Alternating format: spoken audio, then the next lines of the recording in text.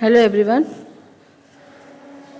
This is Asra Sultana, Assistant Professor, Triple Department, working in ISL Engineering College. So last class we have started with the fourth unit of Electrical Machines 2 subject.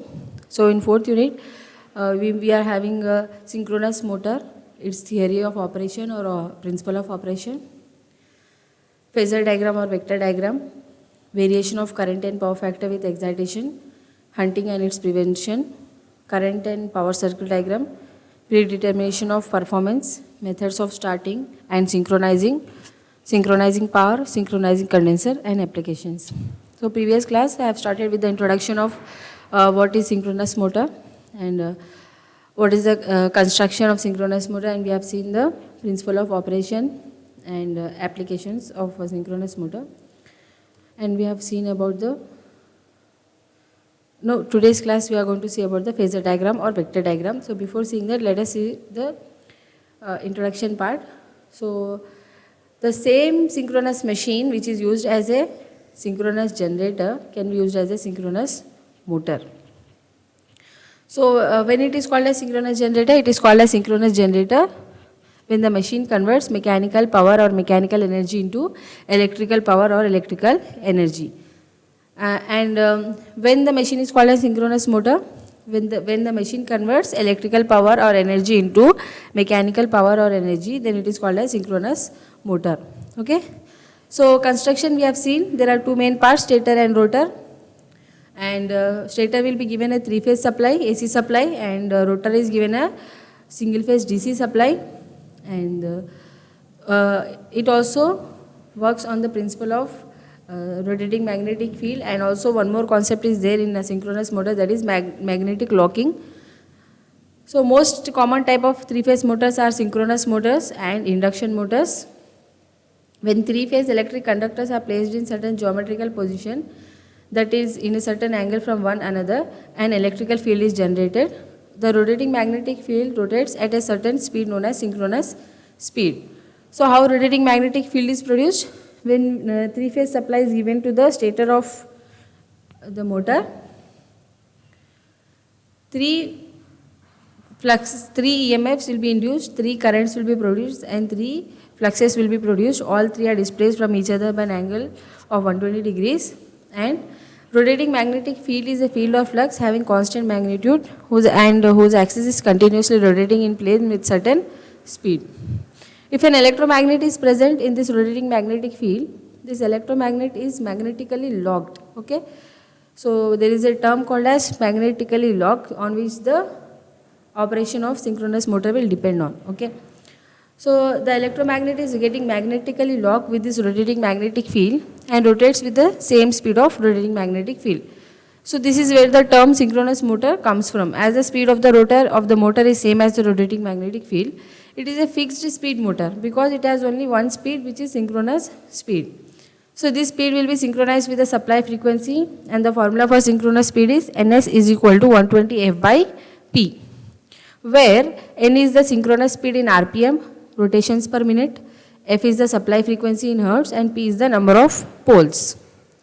This is the construction. Okay, already we have discussed this one. So construction is almost similar to that of a three-phase induction motor, except the fact that here we supply DC to the rotor. Okay, DC will be given to the rotor. This is rotor, outer part is stator. So we apply three-phase supply to the stator and DC supply to the rotor. Main feature of synchronous motor is that it is not self-starting. They require some other external means to start. Okay. And they require some external means to bring their speed close to synchronous speed before they are synchronized or before they are in parallel. Speed of operation is in synchronism with the supply frequency, and hence for constant supply frequency they behave as constant speed motor irrespective of load condition. And this motor has a unique characteristic of operating under any electrical power factor. So this motor can be used for electrical power factor improvement. Operating principle: at a particular instant, rotor and stator poles might be of same polarity, that is north-north or south-south, causing a repulsive force on the rotor. And the next instant they can be in the north-south polarity, that is under opposite polarity and causing attractive force. So due to inertia of rotor, it is unable to rotate in any direction due to both attractive and repulsive forces, and the rotor will remain in standstill condition. Hence, synchronous motor is not self-starting.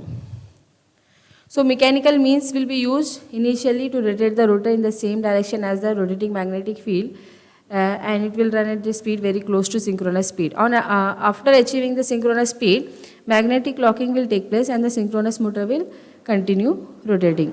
But due to inertia of rotor, it is unable to rotate in any direction. So it is not self-starting because of both attractive and repulsive forces are present. That's why it is not a self-starting machine. Now let us see the principle of magnetic locking. When two unlike strong magnet poles are brought together, there exists a tremendous force of attraction between these poles. In such condition, magnets are said to be magnetically locked. If now one of the two magnets is rotated and other magnet is also rotated in the same direction and with the same speed, so due to the strong force of attraction, okay, this phenomena is called as magnetic locking. So for magnetic locking, the condition is that there should be two unlike poles and magnetic axis of these two poles must be brought very nearer to each other. Methods of starting, there are three methods. Motor starting with the external prime mover, damper winding, okay. So motor starting with external prime mover, in this we can see that synchronous motors are mechanically coupled with another motor. It can be either three-phase in induction motor or DC motor. We do not apply DC excitation initially. It rotates at a speed very close to synchronous speed, and then we give the DC excitation. After some time, when magnetic locking takes place, supply to the external motor will be cut off. Damper winding. So in damper winding is an additional winding which is placed in the rotor pole face. Initially, when rotor is not start rotating, the relative speed between the damper winding and the rotating area flux is large, and EMF is induced in it, which produces the required starting torque. Applications, we have seen that there are three main applications. That is, it is used, synchronous motors finds a various application for the following services. That is, power factor correction, voltage regulation, constant speed, constant load drives. Let us see first power factor correction. Overexcited synchronous motor having leading power factor are widely used for improving power factor for those power system which employs a large number of induction motor. Under excited synchronous motor having lagging power factor, found application in fluorescent light welding, etc. Voltage regulation, the voltage at long transmission lines varies greatly when the large inductive load is present. When line voltage decreases due to inductive load, motor excitation is increased, thereby raising its power factor, which compensates for the line drop. If line voltage rises due to line capacitive effect, motor excitation will be decreased, so making its power factor lagging, which helps to maintain the line voltage at its normal value. Constant speed application. Because of their high efficiency and high speed, synchronous motor are well suited for loads where constant speed is required, such as centrifugal pump, blowers, line shaft, paper mills, etc. So let us see today's topic, that is phasor diagram or vector diagram of a synchronous motor. So we are going to discuss the very simplest way of drawing the phasor diagram or vector diagram for a synchronous motor, and also we will discuss the advantages of drawing the phasor diagram, why we are drawing the phasor diagram or what are the advantages. Okay. So before we draw the phasor diagram, let us write the various notations for each quantity at one place. So we are using here EF to represent the excitation voltage, okay. EF excitation voltage, VT terminal voltage, IA armature current. Theta is used to represent the angle between terminal voltage and armature current. Psi is representing the angle between excitation voltage and armature current. Delta is representing the angle between excitation voltage and terminal voltage. RA is representing the armature resistance per phase. So VT as the reference phasor we are taking in order to draw the phasor diagram for synchronous motor. Okay, we are taking here VT as a phasor, reference phasor. So before drawing a phasor diagram, we have to know these two very important points, which can be that if a machine is made to work as a synchronous motor, then direction of armature current will be in phase opposition to that of excitation EMF. This is the first condition. That is, if a machine is made to work as a synchronous motor, then direction of armature current will be in opposite to the excitation EMF. This we have to remember, first point. Second point, phasor excitation EMF is always behind the phasor terminal voltage. So these 2 points are sufficient for drawing the phasor diagram of synchronous motor. So these are the 3 diagrams where Vt is taken as the reference. Then we are drawing for leading, lagging and unity power factors, we are drawing the phasor diagrams. In the phasor, one of the direction of the armature current is opposite in phase to that of the excitation EMF. So it is customary to omit the negative sign of the armature current in the phasor of the synchronous motor. So in the phasor 2, we have omitted the negative sign of the armature current. So we will draw the complete phasor diagram for the synchronous motor and also derive the expression for the excitation EMF in each case. So there are 2 phasors here, 2 phasors.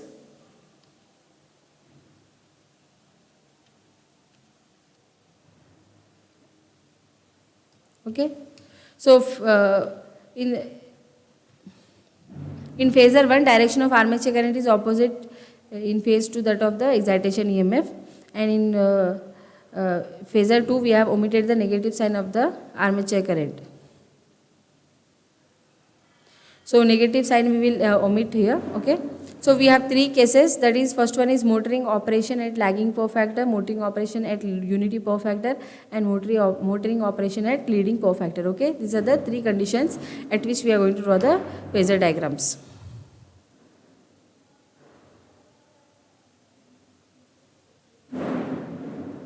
Okay.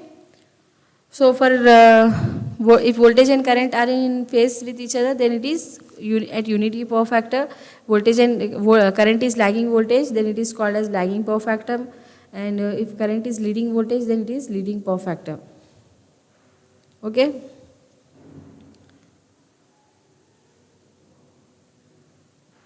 So accordingly we can draw the phasor diagrams.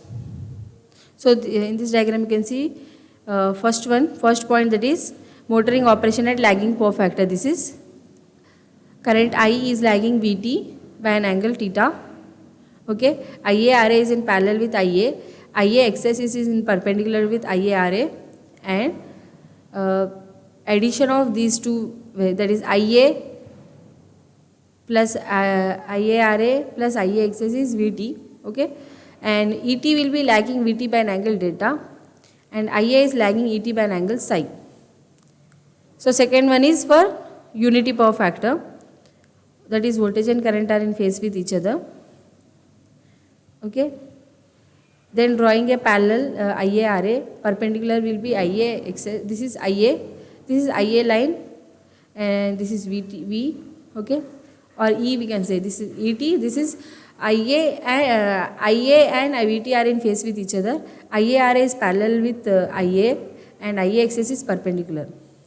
So third diagram is showing the current is leading voltage by an angle theta. Okay. So this is the voltage phasor.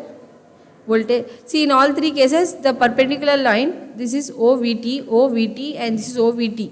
Vt we are taking as reference. Okay. So here what we are telling, in first case current is lagging voltage. Second case we are telling that current and voltage are in phase in the same line. Third case we are telling that current is leading voltage. So here current is there, here voltage. So the angle between voltage and current is theta. Here also you can see angle between voltage and current is theta. Here we don't have, because both are in phase. Okay. So that angle is theta is eliminated here in unity power factor. Now parallel with Ia, this is Ia line, parallel with to Ia is IaRa, perpendicular will be Ia excess. Okay. And addition of IaRa, Ia excess is IaZa. Okay. Now Vt will be addition of all these terms, Et plus IaRa or IaZs. Vt is equal to E plus IZs. So motoring operation at lagging power factor, in order to derive the expression for excitation EMF for lagging operation, we first take the component of the terminal voltage in the direction of armature current, and component in the direction of armature current is Vt cos theta. So Vt cos theta will be the component in the direction of armature current. So in order to derive the expression for excitation EMF for lagging operation, we first take the component of terminal voltage in the direction of Ia. So as the direction of armature is opposite to that of terminal voltage, therefore voltage drop will be minus IaRa. Hence total voltage drop will be Vt cos theta minus IaRa. So how we are writing this regulation, we are writing the voltage equation here. That is, the voltage drop will be now Vt cos theta minus IaRa along the armature current. So similarly we can calculate the voltage drop along the direction perpendicular to the armature current. So voltage drop coming out to be Vt sin theta minus Ia xs. So EF square will be equal to a vector addition of these two terms. Okay, that is Vt cos theta minus IaRa whole square plus Vt sin theta minus Ia xs whole square. This will be the expression for excitation EMF. Now second condition, that is motoring operation at unity power factor. In order to derive the expression for excitation EMF for unity power factor operation, we first take the component of the terminal voltage in the direction of armature current Ia, but here the value of the TA is 0 and hence we write psi is equal to delta. So theta, sorry not TA, it is theta. So theta is 0 because unity power factor, as I said earlier, voltage and current are in phase with each other. So psi is equal to delta. So triangle BOD, from the triangle BOD, delta is equal to psi. So we can write the expression of excitation EMF as EF square is equal to Vt minus IaRa whole square plus Ia xs whole square. Now let us see the third phasor diagram, that is motoring operation at leading power factor. In order to derive the expression for the excitation EMF for the leading power factor operation, what we have to do here, we have to take the component of the terminal voltage in the direction of armature current. Component in the direction of armature current is Vt cos theta.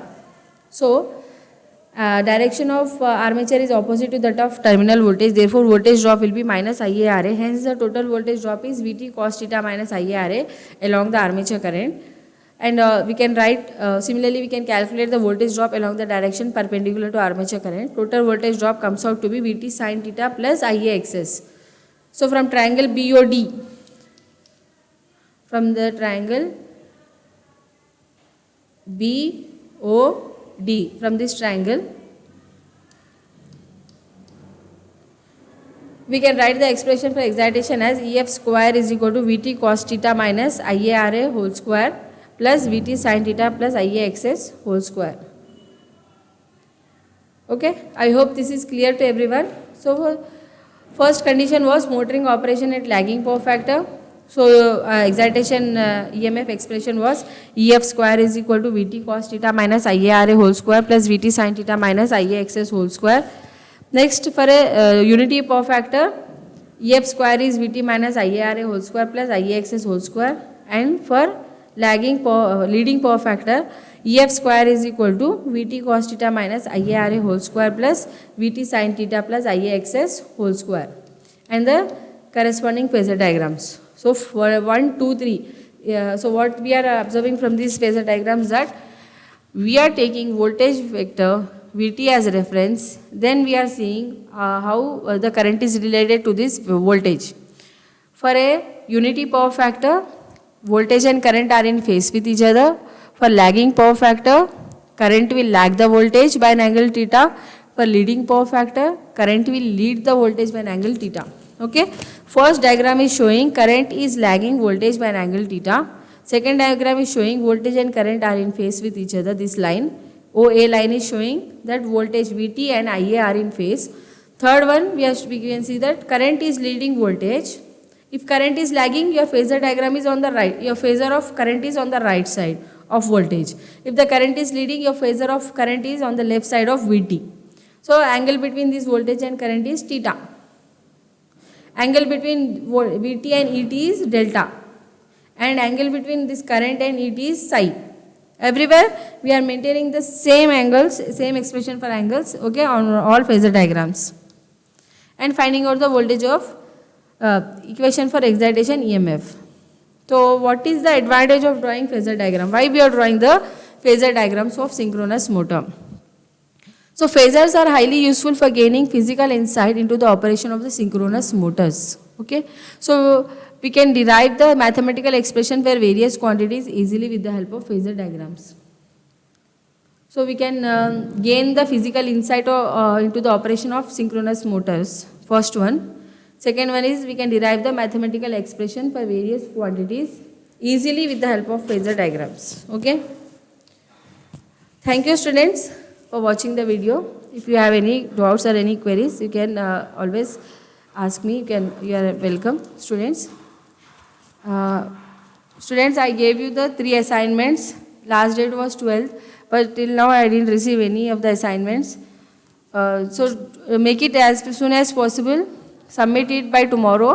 Okay, students? Thanks for watching the video. Thank you, everyone.